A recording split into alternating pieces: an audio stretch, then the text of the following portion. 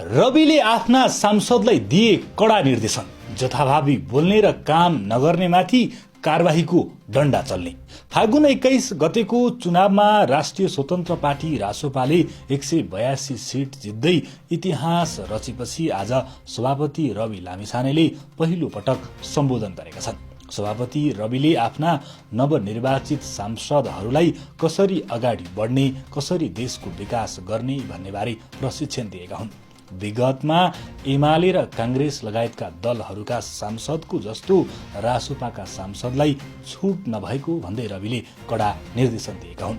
आफ्नो लागि राजनीति गर्ने भन्दा पनि देशका लागि राजनीति गर्नुपर्ने बताउँदै रविले काम नगर्ने, जथाभावी बोल्ने सांसदलाई पार्टीले कारबाहीको डण्डा चलाउने समेत जानकारी दिए।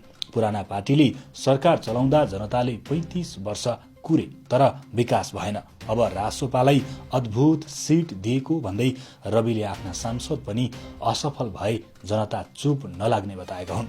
साथै रविले आफ्ना सांसदहरूलाई शक्तिको उन्मादबाट जोगाउन, जिम्मेवारीको बोध गराउन र दललाई एउटा परिपक्व, सहिष्णु र परिणाममुखी संस्थाको रूपमा रूपान्तरण गर्न गम्भीर, स्पष्ट र सन्तुलित निर्देशन दिएका छन्। रवि लामिछानेले अब राजनीति हिजोको जस्तो चल्नेवाला छैन, सांसदको मूल काम कानून निर्माण गर्नु हो, काम नगर्नेलाई कारबाही गरिनेछ, मबाट देश केन्द्रित राजनीतिमा आउनुहोस्, सार्वजनिक अभिव्यक्ति र कूटनीतिक संवेदनशीलता ख्याल गर्नुहोस् भन्दै सांसदलाई निर्देशन दिए।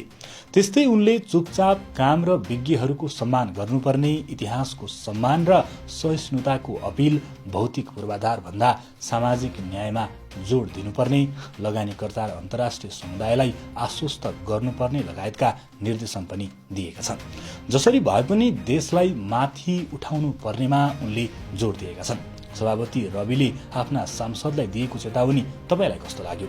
आफ्नो प्रतिक्रिया कमेन्ट गर्नुहोला।